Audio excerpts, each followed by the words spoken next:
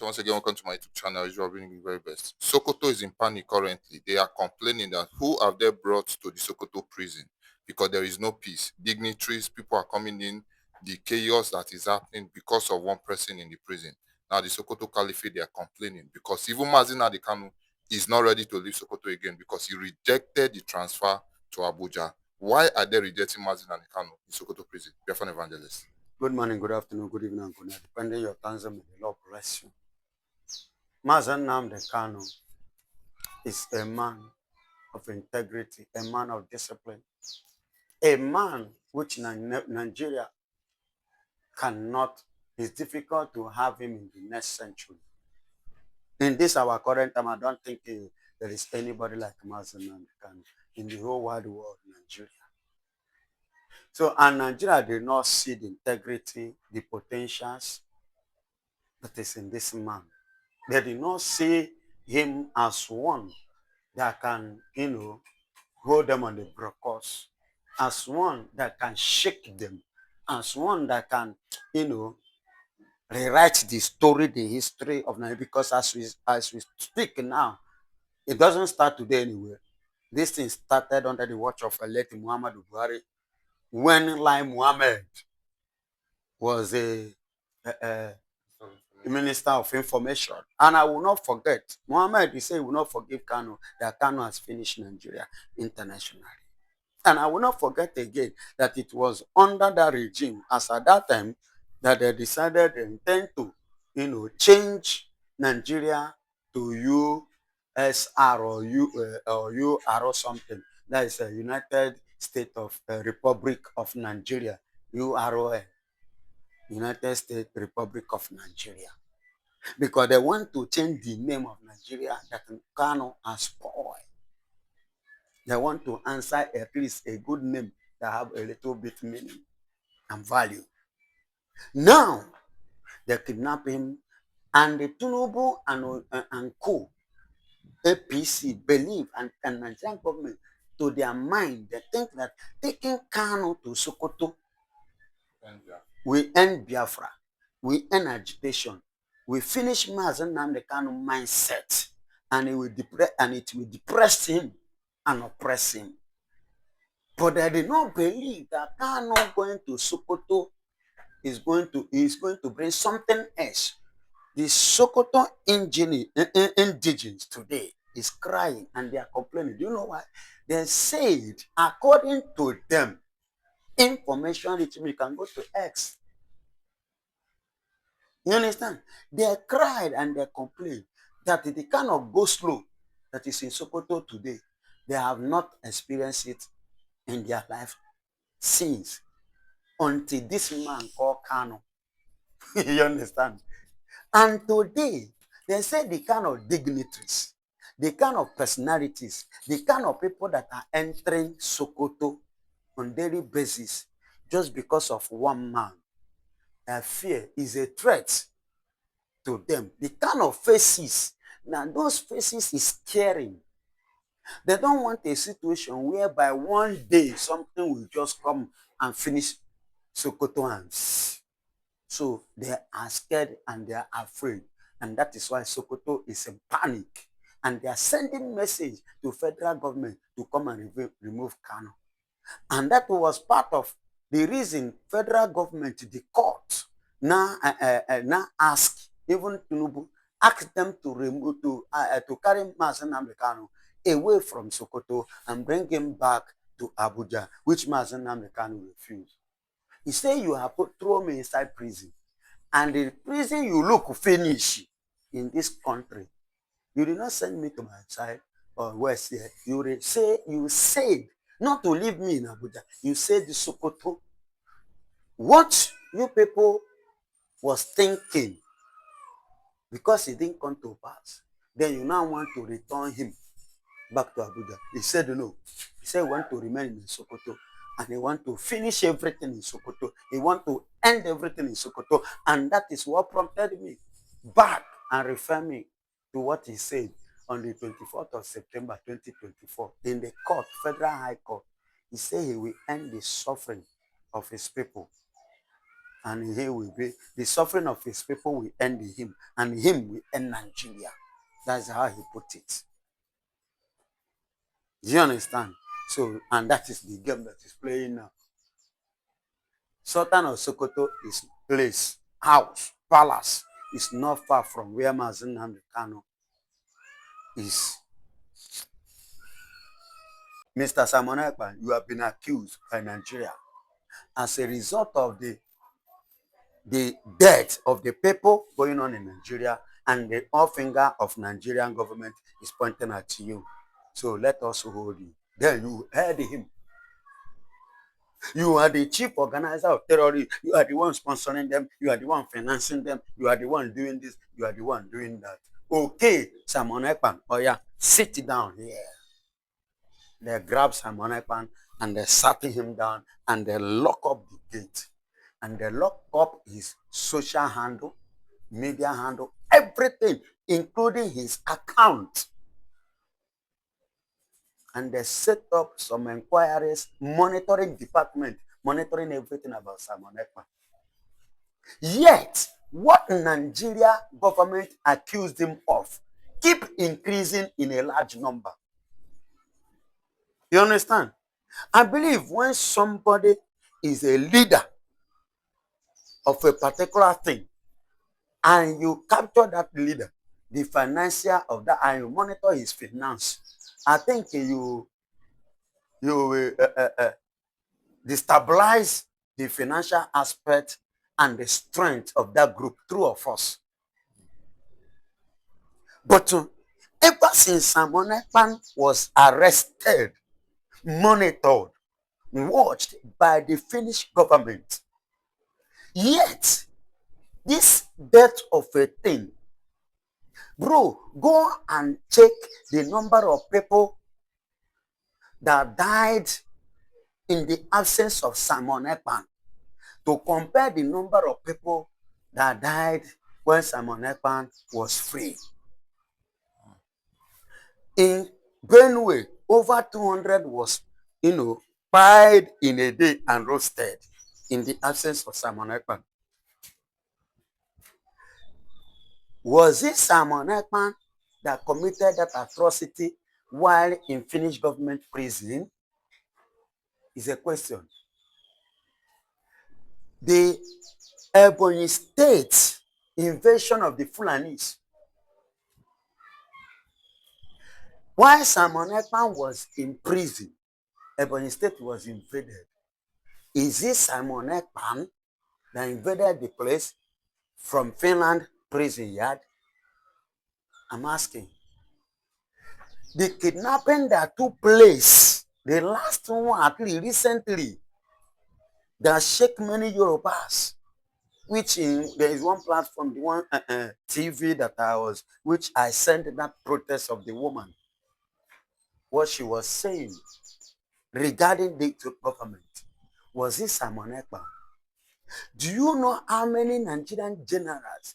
Let me shock you. Do you know that it was in the absence of Simon Ekpa that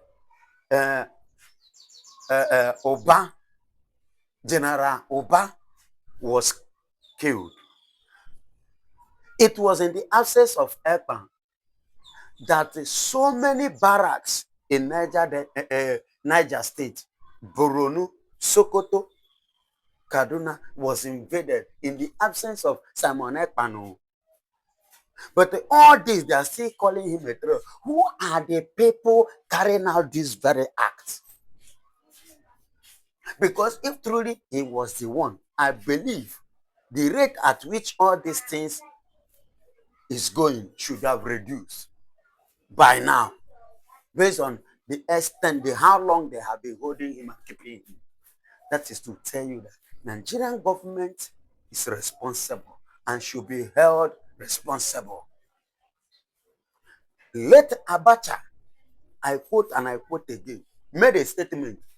He said, any insurgency that lasted more than 24 hours, that the government should be held responsible, is aware of what is happening, and that is what is happening in Nigeria. When this Boko Haram started, do you know that Boko Haram started in Sokoto? Before, it was now moved and became Lampard in Boronu when Shetima, the vice president of Nigeria, was the governor of Boronu State. He financed and supported. Then the Erufai was the Kaduna governor. They are the people that, and Jonathan brought in a soldier, a man called Ihejrika. You can ask. Ihejrika matched them. All the northerners revolted that Jonathan want to finish them because he want to stop this. And I will not forget interview granted to Jonathan by Erari, one of the best journalists in America as at that period. The man is retired now. Do you understand? They asked Jonathan, Boko Haram, and then he said Boko Haram, they cannot disturb his government, and they are not disturbing him. Then he sent the Hejrika, the whole northerners, including Sultan of Sokoto and the rest of them, including this article you are seeing today, all of them ganged up against that very act, which led Jonathan to withdraw Hejrika because Hejrika gave them the heat, and everywhere Morocco,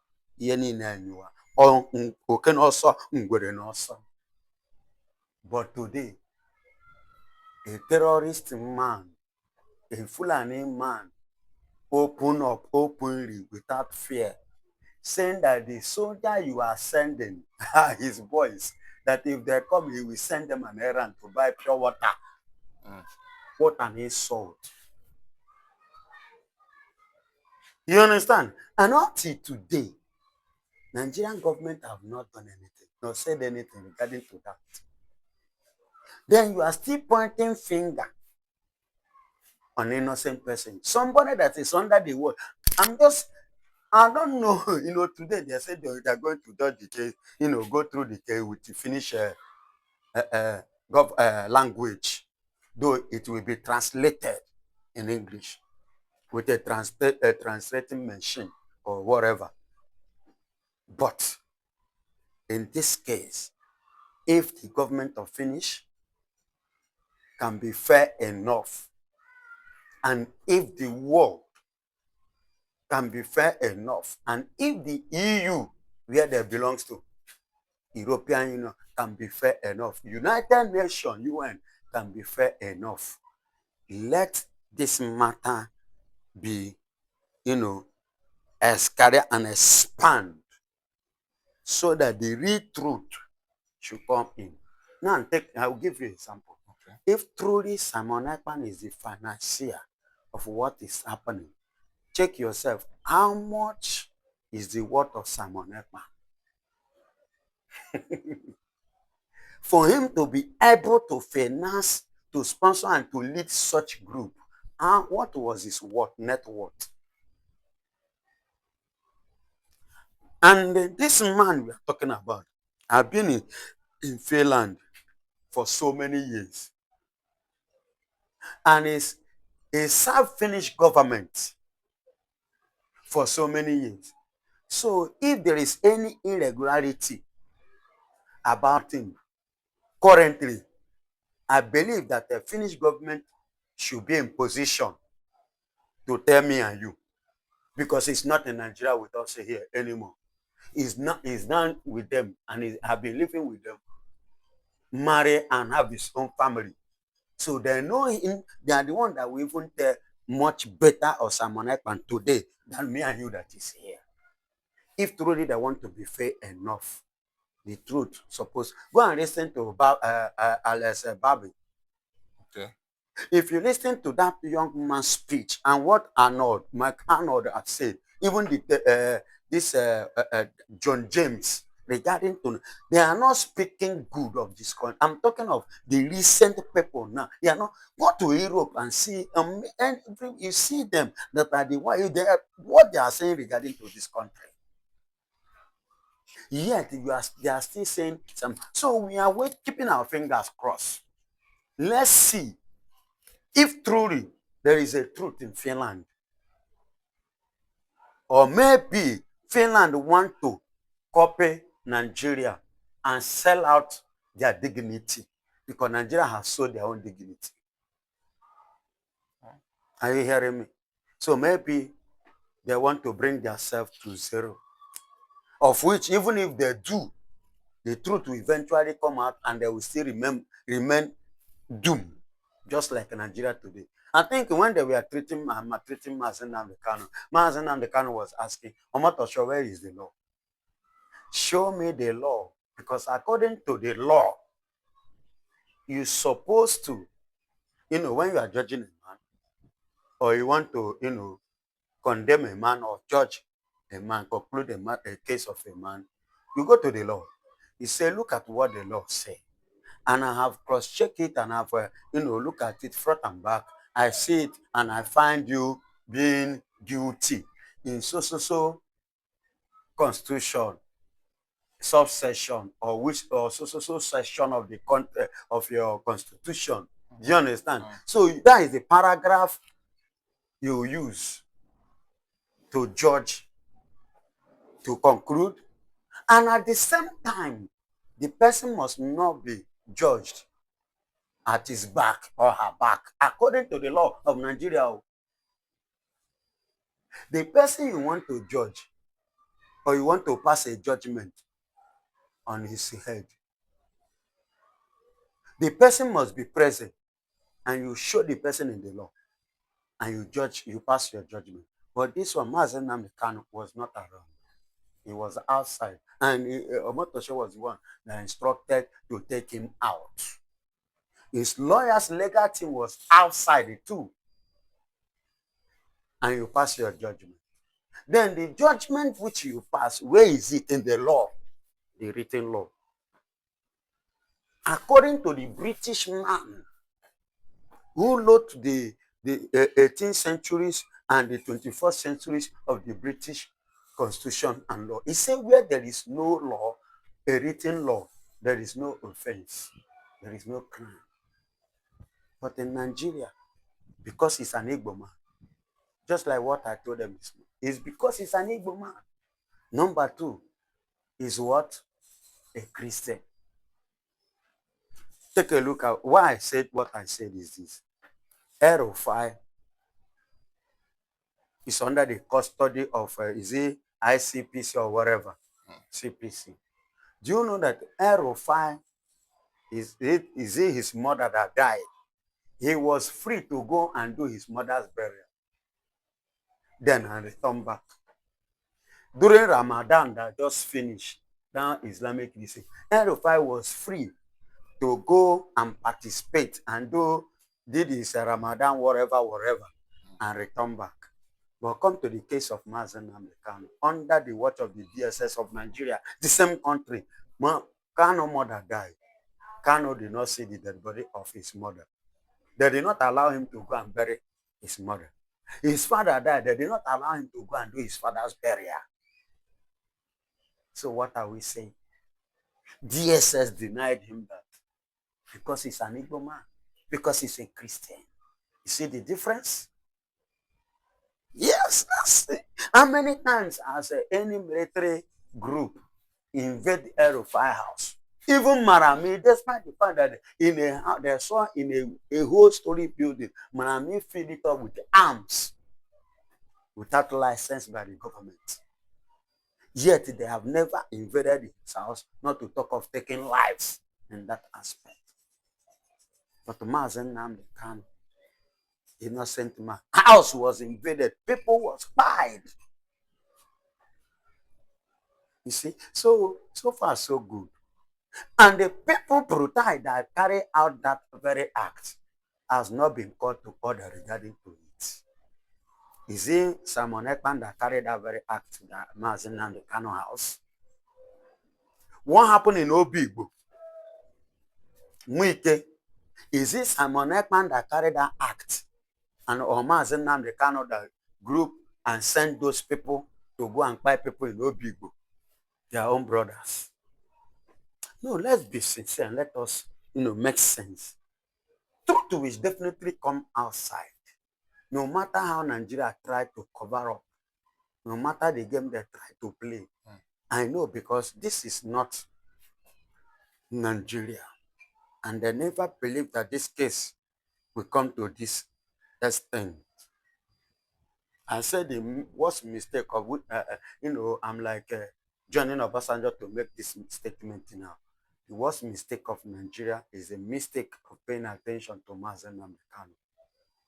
It's a mistake of seeing Mazen Namdekan as an enemy. It's a mistake of going after Mazen Namdekan. It's a mistake of attempting to assassinate him.